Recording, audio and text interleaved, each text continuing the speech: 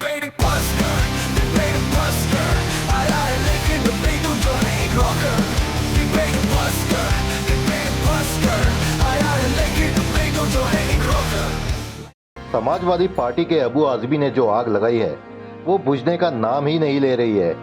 उसने औरंगजेब को इतना महान बता दिया है कि कुछ लोग खुद को औरंगजेब की औलाद बताने पर तुले हुए हैं, जिसके कारण हमारे देश में हिंसा फैल रही है, जिसका सीधा जिम्मेदार अबू आजमी है, जिसको कड़ी से कड़ी सजा मिलनी चाहिए। मैं तो कहता हूँ कि जब बीजेपी सरकार पर इतने इल्जाम लग ही चुके हैं तो औरंगजेब की कब्र को जूते मार मार के उखाड़ फेंकने का एक इल्जाम और सही।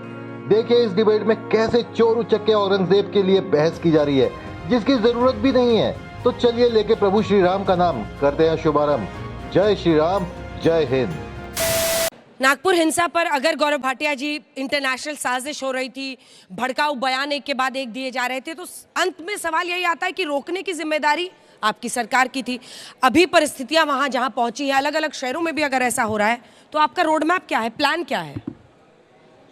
देखिए रोड मैप बिल्कुल स्पष्ट है और मैं एक लाइन में ही आपको बता दूं, भारत माता की जय बोलोगे, भारत माता की जय बोलोगे तो खीर देंगे और औरंगजेब को महान बोलोगे तो चीर देंगे। आपने शुरुआत करी, आपने पहला सवाल पूछा आपका प्लान क्या है। मैं बताऊंगा अपना प्लान, मेरा काम ही है प्लान बताना, और कैसे ये जो घुसपैठिए हैं इनको लात मार के बांग्लादेश तक फेंक देना। लेकिन पूछना ये पड़ेगा, अबू आजमी को किसने ये बोला कि तुम बोलो औरंगजेब महान है, क्रूर शासक नहीं है। और आज बड़ी जिम्मेदारी से मैं एक बात कहता हूं, एक अफवाह फैलाई गई अंजना जी, चादर पे आयत लिखी थी, कुरान का हम बहुत सम्मान करते हैं, चादर पे आयत लिखी थी, उसे जला दिया गया। तो महिला सुरक्षा कर्मी जो हमारी बहन थी तो उसकी वर्दी को फाड़ने लगे। लेकिन गुरु तेग बहादुर जी जिन्होंने हिंदुओं की रक्षा करी, उनका सर धड़ से कलम कर दिया गया और उसको ये बताते हैं महान शासक है। उनका क्या होना चाहिए जरूर पूछिएगा। अब मैं आपको बताता हूं हमने क्या किया। औरंगजेब कब्र में है ना, जो औरंगजेब को महान बताएगा, तलवार निकालेगा, पेट्रोल बॉम्ब निकालेगा, या तो वो भारत में अच्छा नागरिक बन के रह ले या औरंगजेब की कब्र के अंदर उसके साथ रह ले। तय आप करो आपको क्या रहना है। और एक बात जरूर कहूंगा, इस भारत में जब भारत आगे बढ़ रहा है, देश के पास मजबूत नेतृत्व है नरेंद्र मोदी जी जैसा, ये औरंगजेब के चाहने वाले इलू इलू करते हो। एक बार डॉक्टर एपीजे अब्दुल कलाम को अपना हीरो मान के देखो, सारे युवा कहेंगे सल्यूट है तुम्हें। अब्दुल हमीद को अपना हीरो मान के देखो, हिंदू मुस्लिम कोई नहीं देखेगा, सिर्फ भारत का रंग चढ़ेगा तुम पे। लेकिन जब औरंगजेब को बड़ा बताओगे, जिसने 46 लाख हिंदुओं को मार दिया, जिसने अपने बाप को जेल में डाल दिया, जिसने अपने भाई को मार दिया, जिसने सोमनाथ मंदिर तोड़ा, जिसने काशी विश्वनाथ मंदिर तोड़ा, अगर ऐसे को हीरो बनाओगे तो जनता तुम्हें जीरो बना देगी। ठीक है, उन्होंने खीर और चीर सब बता दिया, लेकिन ये सब जो ये इनको ग्राउंड मिला है ना, ये सब भाषणबाजी का, वो अबू आजमी ने दिया है और वहां से निकला हुआ ना उनसे, हमें उन्हीं से पूछो। वो अखिलेश यादव तो कह रहे हैं उनकी अभिव्यक्ति की आजादी है, बोले भैया बोले। अब देखिए अभी संवाद शुरू नहीं हुआ कि बेचैनी और व्यग्रता दिखने लगी। अरे अपने बोले हो तो दूसरे को भी सुन लो। देखिए जो अबू, हम लोगों ने एक बार नहीं 1000 बार कहा कि इस देश में, अभी साथी ने कहा कि वीर अब्दुल हमीद, अब जब तथ्यों की जानकारी कम होती ना तो आदमी सोचता है कि चिल्ला देंगे तो बड़ी प्रभावी होगी। मैं इनसे पूछ लूं, उत्तर प्रदेश में वीर अब्दुल हमीद कहाँ से हैं? गाजीपुर में हैं। अभी उनके गांव में जो प्राथमिक विद्यालय था, जो हमारे नायक रहे हैं, जो हमारे लिए गर्व के विषय हैं, वीर अब्दुल हमीद के गांव में जो प्राथमिक विद्यालय था, उसका योगी आदित्यनाथ की सरकार ने उसका नाम मिटा दिया। मैं चाहूंगा कि थोड़ा धैर्य रखिए और थोड़ा साहस करिए। योगी आदित्यनाथ जी से पूछिए कि वीर अब्दुल हमीद का नाम उनके प्राथमिक विद्यालय से उनके गांव में क्यों हटा दिया गया, ये नहीं पूछ पाएंगे, क्योंकि योगी आदित्यनाथ जी से तो सवाल कर नहीं पाएंगे। और अगर जो नागपुर में हिंसा, हमारे हीरो कभी हमारा नहीं हो, औरंगजेब नहीं हो सकता, हमारा हीरो अशफाक अबू आजमी को बताइए ना। अरे अबू आदमी साहब ने स्वयं कहा है कि अगर किसी, सुनिए तो पूरी बात तो सुनिए। हाँ, हमारे जो हीरो हैं वो बहादुर शाह जफर हैं। जिस बहादुर शाह जफर ने अपने देश के आज़ादी के लिए और मुल्क के लिए, जब इस देश में आरएसएस माफीनामा लिख रही थी, तो अपने दो बेटों की कटी हुई गर्दनों देख करके, और जब गाजियों ने कहा कि अब आप यहाँ से चले जाइए, तो उन्होंने कहा कि मैं यहाँ से तब तक नहीं जा सकता जब तक गाजियों में और हिंदुस्तान के लोगों में ईमान रहेगा। तो उनके हम लोग हैं। हम चाहते हैं कि इस देश में अशफाक का भी ईमान बचा रहे, बहादुर शाह जफर का भी बचा रहे, लेकिन कम से कम गोंडसे की जय बोलने वाले, जो पूज्य गांधी की हत्या कर दिया, उसकी जय बोलने वाले आज बता रहे हैं कि वो बहुत बड़े। इस देश में औरंगजेब को कौन मान रहा? इस देश में हम लोग तो चाह रहे हैं कि आज उत्तर प्रदेश की बात हो रही है। उत्तर प्रदेश की राजधानी लखनऊ में एक बेटी कल रात में 25 किलोमीटर घसीटी गई, अपने घर जाने के लिए 25 किलोमीटर उसका बलात्कार हुआ, उसकी हत्या हो गई। इसका जिम्मेदार कौन है? मुख्यमंत्री योगी आदित्यनाथ। बनारस में एक बेटी के साथ बर्बरता हुई और भारतीय जनता पार्टी के दरिंदे निकले वो। इसका जवाब कौन देगा? भारतीय जनता पार्टी के मुख्यमंत्री से लेकर के और केंद्रीय मंत्रियों तक की उसके उन दरिंदों के साथ फोटो थी। इसका जवाब देने के बजाय अभी जब हम आपसे संवाद कर रहे हैं, उन्हीं बीर अब्दुल हमीद की धरती गाजीपुर में दो युवाओं की हत्या हुई है। इसका जवाब कौन देगा? तो इन सब बुनियादी सवालों का उत्तर प्रदेश में योगी आदित्यनाथ जी संविधान की कभी बात नहीं करेंगे। हिंदू मुसलमान रामायण की बात करते हैं। वो उनको ये पता होना चाहिए और ये समझना चाहिए कि यहाँ हिंदू मुसलमान सिख ईसाई और सभी नागरिक सुरक्षित तब रहेगा जब संविधान की प्रस्तावना और संविधान के मूल्य सुरक्षित रहेंगे। बहुत जरूरी है। हालांकि दुर्भाग्यपूर्ण है कि वो ये ऐसा नहीं करते। एक सेकंड, सवाल भी तो सुनिए। ये आप कह रहे हैं कि औरंगजेब को कोई ग्लोरीफाई नहीं कर रहा है। एक बार बयान नहीं दिया अबू आजमी ने। आप लोग सब अपना खोलिए ट्विटर अकाउंट। अबू आसिम आजमी ने 2 घंटे पहले भी लिखा है, क्या औरंगजेब रहमतुल्लाह, आप भी जानते हैं रहमतुल्लाह का क्या अर्थ होता है? कि अल्लाह का उस पर रहम रहे। मतलब वो उनको ग्लोरीफाई कर रहे हैं, बार बार कर रहे हैं, सीरियल ऑफेंस कर रहे हैं। अगर आप उस नजरिए से, क्योंकि आप कह रहे हैं ना कि हम नहीं ग्लोरीफाई करते, कई हिस्टोरियंस भी ग्लोरीफाई करते हैं, ये करने की क्या जरूरत है? क्या जानबूझकर उकसा नहीं रहे हैं? मेरा सीधा सवाल। देखिए, जो इतिहास है वो किसी के ग्लोरीफाई करने से और किसी के ब्लेम करने से बदल नहीं जाता। वो इतिहास है कि वो एक मुगल शासक था। हम लोग तो उससे आगे जाते हैं, उसके बाबा की बात करते हैं, अकबर की बात करते हैं। उनका सेनापति कौन था? मान सिंह था। मान सिंह, और पूछिए कि हल्दी घाटी की लड़ाई हुई तो महाराणा प्रताप के खिलाफ 1576 में कौन लड़ा? मान सिंह ने लड़ा। अफगान के काबुल का वो गवर्नर था। तो मान सिंह के घर के लोगों को तो भारतीय जनता पार्टी ने उप मुख्यमंत्री बना रखा है। उस पर सवाल पूछिए कि क्या उसके घर के लोगों को भी योगी आदित्यनाथ और नरेंद्र मोदी जी की सरकार इस देश से बाहर, ये रोहिंग्या पे बात कर रहे हैं। नागपुर में अगर किसी के ग्लोरीफाई कर देने से उसका जिम्मेदार कौन है? सरकार जिम्मेदार है। अगर ये सरकार क्या समाजवादी पार्टी की है कि भारतीय जनता पार्टी? इतिहास में कोई किसी की बड़ा इंटेलिजेंस कहाँ फेलियर है कि दंगा हो जाते हैं तब आप बहस और विमर्श पर आ जाते हैं। उससे पहले कुछ नहीं आता। माइक नीचे रखिए। अब ये ग्लोरीफाई कर दे, वो बुराई कर दे, उससे इतिहास बदल जाएगा क्या? कि उस पर हंगामा खड़ा कर दे। और भाषण अपनी जगह है, लेकिन उस मजार का आप कुछ नहीं कर सकते। अभी डुअल ओनरशिप है, एएसआई के तहत है और वक्फ की जमीन है। ऐसे में आप कर क्या लेंगे? तो फिर तो ये उन्माद फैलाना है ना। अंजना जी, आपने मुझसे कहा क्या इतिहास बदल जाएगा, तो सबसे पहले तो मैं ये कह दूं, आदमी वो नहीं जो हवा के साथ चल दे, आदमी तो वो है जो हवा का रुख बदल दे। और ये मोदी जी और योगी जी है। इतिहास नहीं बदल सकते, लेकिन जितने युवा यहाँ बैठे हैं, हम सबको ये हक है हम अपने आदर्श चुने। अब्दुल हमीद साहब, शिवाजी महाराज, गुरु तेग बहादुर, इन्हें औरंगजेब की याद आएगी, इन्हें बहादुर शाह जफर की याद आएगी। गुरु गोविंद सिंह जी ने, उनके 2 साहबजादे थे, जिंदा चुनवा दिया था दीवार के अंदर। क्या हम उनको अपना आदर्श नहीं मानेंगे, हीरो नहीं मानेंगे? और बड़ी जिम्मेदारी से एक बात कहता हूं, ध्यान से सुनिएगा, किसी को बुरा ना लगे, विरासत में गद्दी तो मिल सकती है, बुद्धि नहीं मिल सकती है। और आनंद दुबे जी, अब हो गया सर, अब हो गया। आनंद दुबे जल्दी छत्रपति संभाजी महाराज की जय। बहुत तेज चुभेगा। उसी विरासत से अस्तित्व बनाने वाले लोग आज विरासत की बात कर रहे हैं। तथ्यों पे उसी बोल रहे थे, विरासत से अस्तित्व तथ्यों बनी पे बोल है। रहे थे। जो आज अस्तित्व है वो उसी विरासत की है। ठीक। भैया पर्सनल मत बनाइए। ट्यूनिंग थोड़ी खराब हो पर्सनल गई, नहीं कर रहा हूँ, बोलते बिल्कुल नहीं रहते कर रहा हूँ। ठीक। अगर वो नहीं करेंगे तो नहीं करूंगा, अंजना करेंगे जी। तो करूंगा। अब चलिए देखिए, तथ्यों पे अगर बात कर रहे हैं, पहला अबू आजमी का स्टेटमेंट है, उन्होंने अभी तक माफी नहीं मांगी है। चुनौती देता हूं, अगर उनका कोई वक्तव्य दिखा दे कि उन्होंने माफी मांगी हो, नहीं मांगी। दूसरा, अखिलेश यादव ने क्या कहा? अखिलेश यादव ने कहा कि अभिव्यक्ति की आजादी है, मैं क्यों उनको निकालूं पार्टी से। इसका मतलब अखिलेश यादव के इशारे पे किया। और वजह क्या है?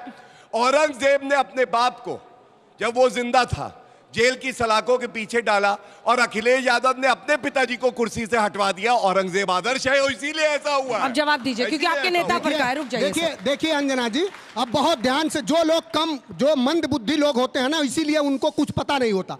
मैं सारे नौजवानों से जानना चाहूंगा, इस देश में बहुत सारे शासक हुए, बिंबिसार हुए, बिंबिसार की हत्या किसने की? वो उनके पुत्र अज्ञात शत्रु ने करा। अज्ञात शत्रु की हत्या किसने करी? उसके पुत्र ने करा। अगर आप कलिंगा युद्ध के बात करें और कलिंगा युद्ध से पहले की बात करें तो सम्राट अशोक जैसे लोग भी, इस देश में बहुत सारे लोग अपने गुरुओं को एक तरफ लगा करके तो आप कह रहे हैं वो हो छत्रपति जाते हैं। संभाजी इस देश में महाराज की गांधी हत्या करना कोई किसने बड़ी करी? बात नहीं थी। इस देश में गांधी की हत्या किसने करी? आज छत्रपति इस देश के संभाजी महाराज नौजवानों के भविष्य ठीक की है। हत्या कौन कर रहा है? रहमतुल्लाह वो निश्चित रूप बार-बार से लिख रहे हैं, योगी वो और आदमी। मोदी की जवाब तय सरकार कीजिए, कर आप रही है। इधर खड़े हैं, इसका हम उधर जवाब खड़े जरा हैं। पूछिए। अब वो शांत हो बिजली जाइए, साहब शांत की हो हत्या जाइए, किसने शांत। छत्रपति संभाजी महाराज की जय। अंजना जी, कुछ पंक्तियां उनकी शान में पढ़ता हूं। तू माटी का लाल है, कोई कंकड़ या धूल नहीं। तू समय बदल कर रख देगा, इतिहास लिखेगा भूल नहीं। तू भोर का पहला तारा है, परिवर्तन का एक नारा है। और ये अंधकार तो कुछ पल का है, फिर सब कुछ तुम्हारा है। हमारी सनातनी परंपरा, हमारा हिंदुत्व धर्म इतना छोटा या कमजोर नहीं है कि ऐसे हजारों औरंगजेबी आके उसको मिटा दे। ऐसा कभी हो नहीं सकता। दूसरा सवाल, भारतीय जनता पार्टी के कंधों पर दायित्व है कानून व्यवस्था को बनाए रखना।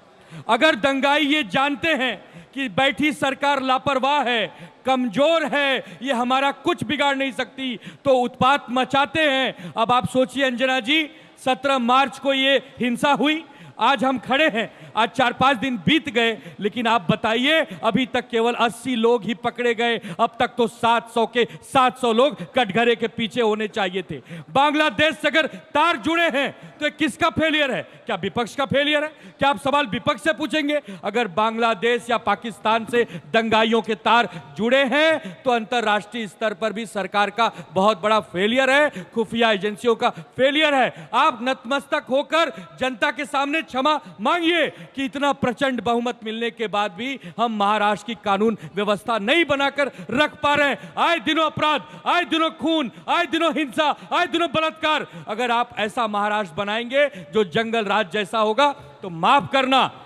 आपके हिंदुत्व को मैं चैलेंज करूंगा। हिंदुत्व वो है जो सबका साथ, सबका विकास, सबका प्रयास और सबका विश्वास से चलता है। मोदी जी का नारा बोलने लगे, क्या हुआ? नहीं, ये मोदी जी का नारा नहीं है, ये मोदी जी का नारा नहीं है, ये हमारे देश का, ये हमारे देश का नारा है, ये श्री राम भगवान का नारा है, ठीक है, ये हमारे छत्रपति संगीत रागी शिवाजी जी। महाराज का नारा है। 2025 में औरंगजेब का क्या रेलेवेंस है? जिंदा रखना है, मजार के बाहर मजार उखाड़ो, ये करो वो करो, ताकि उलझी रही जनता और हिंदू मुस्लिम पोलराइजेशन होता रहे। देखिए, वाकई उसकी कोई प्रासंगिकता नहीं है, और जो चीज़ आपके लिए न्यूज़ प्रासंगिक नहीं होती है आप उसे टेलीविज़न पर नहीं चलाते हैं। जो वस्तुएं आपके घर में प्रासंगिक नहीं होती है उसे आप बाहर फेंक देते हैं। तो मजार भी और औरंगजेब भी दोनों इस देश के लिए प्रासंगिक नहीं है, इसलिए उसको उखाड़ देने में ही भलाई है। लेकिन उसकी वजह से हिंसा हो जाए, दूसरी बात, क्या किया जाए? मैं आंख बंद कर ले। इसलिए सुन लीजिए, औरंगजेब, आपके सारे दर्शकों के लिए बता दूं कि इस देश के जितने भी मदरसे हैं उसमें सब में फतवाए आलमगिरी पढ़ाया जाता है, माशरा आलमगिरी पढ़ाया जाता है, और ये हनीफी स्कूल का है जिसमें काफिरों की परिभाषा यह है, और काफिरों के लिए सजा क्या है? मौत की सजा है। और इस चीज़ को जब मदरसे के बच्चे पढ़ रहे हैं, वो क्या पैदा लेंगे? वो टेररिस्ट ही तो पैदा लेंगे। वो दूसरे धर्मों का कभी सम्मान करेंगे क्या? तो इसलिए मैं बार बार कहता हूं कि और मुसलमानों और इस्लाम में औरंगजेब को 6th राइटियस खलीफा माना गया है। अबू बकर, उस्मान, उत्थान और एक उमर, 4 के बाद पांचवा और छठा एक खलीफा माना गया है। आप समझ सकते हैं इसकी बात का क्या मतलब हुआ? क्यों खलीफा उसको इतना माना गया? क्योंकि उसे इस्लाम की सही व्याख्या करने वाला माना गया। और इस्लाम की सही व्याख्या में क्या था? हमारे जितने मंदिर थे उसको ध्वस्त करना, लाखों लोगों की हत्या, लाखों हिंदुओं की हत्या करना, मंदिरों को तोड़ना, बलात् धर्म परिवर्तन करना, और ऐसे लोगों के साथ जो लोग भारत का मुसलमान कहता था कि हमारा औरंगजेब बाप दादा नहीं है। अरे बाप दादा नहीं है तो उसकी मजार के लिए लड़ क्यों रहे हो? वो आदमी आक्रांता था, उसके मजार के लिए भारत का मुसलमान लड़ेगा और कहता है कि नहीं हमको उससे कोई लेना देना है। ये सच्चाई है कि वहां नागपुर में 10 सेकंड जल्दी पूरा इसका मतलब है कि भारत के अंदर पाकिस्तान मानसिकता जिंदा है। क्या मुसलमान विश्वास के लायक है भी या नहीं है? मैं इस पर प्रश्न चिन्ह खड़ा करता हूं। आप सबको एक रंग में रंग रहे हैं अभी। हाँ, और जानबूझ के रंग मैं रंग नहीं रहा हूं, आप मैं रंग रहे हैं। दुनिया का पैटर्न बता रहा हूं कि दुनिया का एक इलाका बताइए जहां मुस्लिम बहु इलाका है और वो कम्युनली सेंसिटिव नहीं है। बाकी मैं पूरी दुनिया में बता रहा हूं कि एक ऐसा जगह बताइए जहां इस्लाम सद्भाव और शांति और भाईचारा के साथ राष्ट्र की मुख्य धारा के साथ रहा हो। क्या स्पेन में है? क्या जर्मनी में है? क्या इंग्लैंड में है? दुनिया का एक उदाहरण बता दीजिए। ठीक है, मैं अगले इसलिए राउंड के लिए भी सवाल कुछ खड़ा रखिए। करता हूं, इस्लाम की मूल चरित्र पर इस ठीक है। प्रश्न खड़ा कर रहा हूं।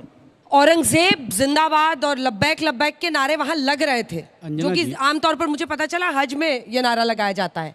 तो ये लब्बैक लब्बैक आई एम हियर, अल्लाह वाला जो अल्लाहुम्मा लब्बैक, जी वो सिर्फ जी हज में। तो ये वहां पर नारा लगाया जाता थाने के बाहर, और फिर जब भीड़ आकर, नहीं सवाल नहीं सुना आपने, देखिए सवाल सुनिए जी, सवाल सुनिए।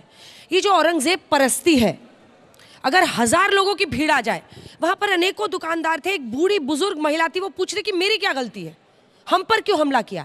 इतने सारे पत्थरों के साथ अगर ऑर्गेनाइज तरीके से उन्माद फैलाया गया, उकसाया गया मुस्लिम कम्युनिटी को, और वो बाहर आकर पत्थरबाजी करते हैं, तो ये क्या वैमनस्य नहीं फैलाता है? ये क्या शांति के लिए था?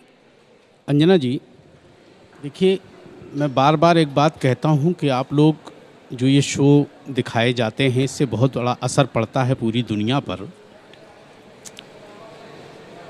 एक शायर का एक शेर है, वहाँ से मैं शुरू करता हूँ, फिर संगीत रागी जी की बात का जवाब देता हूँ।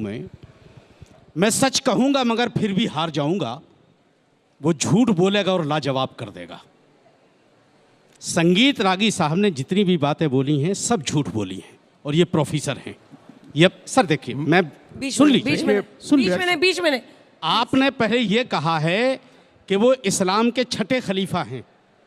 एक मिनट, अभी कहा आपने, अभी आप माइंड मैंने कहा है और मैं उस पर अडिग हूं कि इस्लामिक थियोलॉजी के अंदर इस्लामी में है। Wait for your turn. Sir सुन तो लीजिए, जल्दी बोलिए ना। मैं अभी आपके सामने अपना सर रखने को तैयार हूं।